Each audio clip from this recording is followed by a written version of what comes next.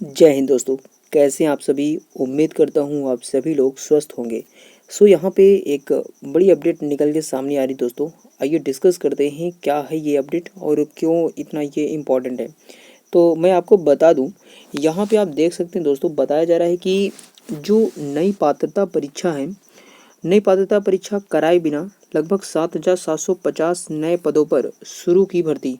Second round counselling भी नहीं करा रहा विभाग।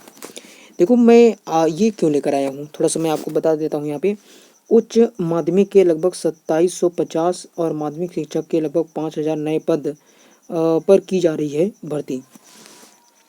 तो देखिए मैं आपको थोड़ा सा बताता हूँ ये क्या बात है। क्योंकि यहाँ पे एक्चुअली हो क्या रहा, और एक थोड़ा मुद्दा मैं ये भी बता दूं आपको। जैसे ओबीसी का जो आरक्षण मामला है वो कोर्ट में अभी भी पेंडिंग पड़ा हुआ है, जिसमें ये मामला अटका हुआ है और सेकेंड राउंड काउंसलिंग भी चालू हो चुकी है लगभग। तो यहाँ पे अगर मैं थोड़ा सा आपको बताऊं ये सेकंड राउंड काउंसलिंग के बारे में, तो इसमें ओबीसी आरक्षण के कारण अटकी हुई है। दरअसल प्रदेश में ओबीसी को 27% आरक्षण दिया गया है। स्कूल शिक्षा विभाग ने चयन सूची में 27% आरक्षण के अनुसार तैयार की है, लेकिन ओबीसी आरक्षण मामला हाई कोर्ट में विचाराधीन होने के कारण उच्च माध्यमिक शिक्षक के 4 विषयों में ओबीसी वर्ग के 499 पदों पर चयनित उम्मीदवारों की नियुक्ति होल्ड पर है। ओबीसी के 13% होल्ड किए गए पदों पर नियुक्ति जो है अटकी हुई है। इसके अलावा ओपन कैटेगरी सहित अन्य वर्ग खाली पदों के लिए राज्य सरकार ने सेकंड राउंड काउंसलिंग नहीं कराकर सीधे कहीं न कहीं कह सकते हैं नए जो पद हैं उन पर भर्ती शुरू कर दी है।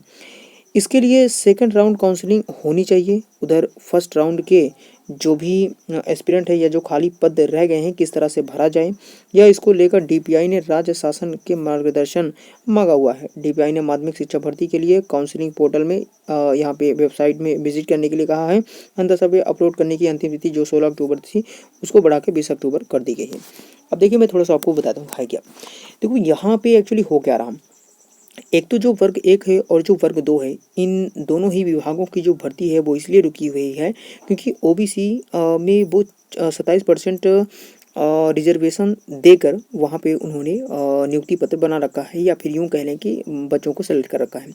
लेकिन यहाँ पे अभी जो हाई कोर्ट में मामला चल रहा था उसमें 13% करने की बात हुई है कि हम 27% नहीं देंगे, हम 13% ही देंगे, क्योंकि अब ऐसा लगता है कि ओबीसी को इतना नहीं दिया जाना चाहिए। लेकिन ये मामला अभी पेंडिंग में चल रहा, हाई कोर्ट में पहुंचा। हाई कोर्ट में भी अभी सुनवाई चल रही है कि क्या होगा, 27% दिया जाएगा नहीं दिया जाएगा, बीएड को बाहर करेंगे नहीं करेंगे, तो ये सारे मुद्दे अभी चल रहे हैं।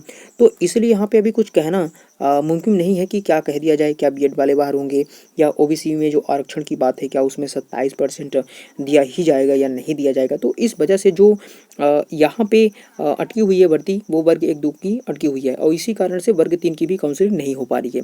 तो ये एक बहुत बड़ी यहाँ पे असमंजस की बात है कि कब तक में इस चीज़ का निराकरण हो पाएगा और कब तक सरकार इस मामले में संज्ञान लेगी। तो ये जो यहाँ पे हेडिंग दिया गया है दोस्तों, ये कहा जा रहा है कि नई पात्रता परीक्षा कराए बिना लगभग 7,750 नए पदों पर शुरू की भर्ती, और यहाँ पे सेकंड काउंसलिंग भी नहीं करा रहा विभाग। तो मतलब यहाँ पे देखो आप, मतलब यहाँ पे अभी तो जो पेंडिंग में बची हुई है आप उसको नहीं भर रहे हो, और उसको ना भरने के कारण वो सारे अभ्यर्थी अब परेशान हैं। अब आप नई भर्ती की बात कर रहे हो, मतलब ऐसे तो मतलब क्या कहना, मतलब इस बात को मैं समझ नहीं पा रहा हूँ कि वो कहना क्या चाहते हैं। नई नई भर्तियाँ लें, बच्चे फॉर्म अप्लाई करें, फॉर्म में पैसे जो भी लगते हैं उसको वो अप्लाई करें, और फंडिंग से आपको बहुत सारे पैसे मिल रहे होंगे। लेकिन इसमें जो अभ्यर्थी हैं या फिर उनका जो कीमती समय है वो तो जा रहा है। इस बात को सरकार क्यों चिंता में नहीं लेती है। तो ये बहुत बड़ी बात है और इसको संज्ञान में लेना चाहिए उनको।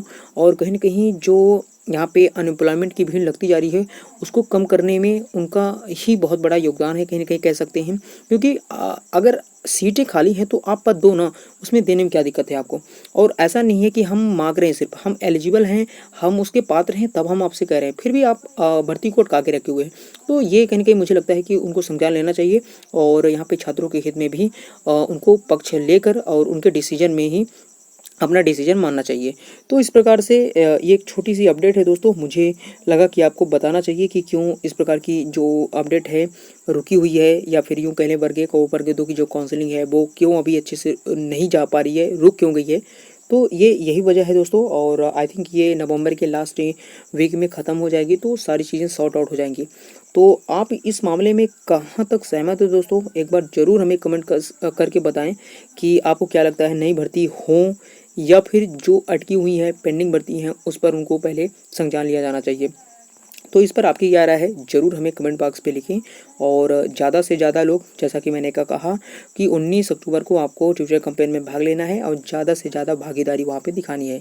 51,000 पोस्ट ही हमें वर्ग 3 में चाहिए, इसलिए इस पर हम बिल्कुल अडिग रहेंगे और किसी भी कारण से हम पीछे नहीं हटेंगे। इसलिए दोस्तों आप भी इसके लिए जी जान से लगे रहें और अपने अधिकारों के लिए लड़ रहे हैं, किसी के लिए नहीं बल्कि हम अपने अधिकारों के लिए लड़ रहे हैं, इसमें कुछ गलत नहीं है। तो उम्मीद करता हूँ ये इन्फॉर्मेशन आपको इन्फॉर्मेटिव लगी होगी, इसलिए इस प्रकार की अपडेट से या फिर कह लीजिए इस प्रकार की सूचना से बने रहने के लिए आप हमारे चैनल को सब्सक्राइब कर लीजिए।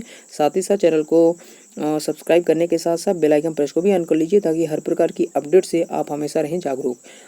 अगर इस प्रकार की वीडियो आपको इन्फॉर्मेटिव लगी हो तो इसे अपने दोस्तों के साथ भी शेयर करिए, ताकि उनको भी इस प्रकार की जानकारी पता चल सके। चलिए दोस्तों, मिलते हैं नेक्स्ट वीडियो में नए कंटेंट के साथ। So till then take care and see you.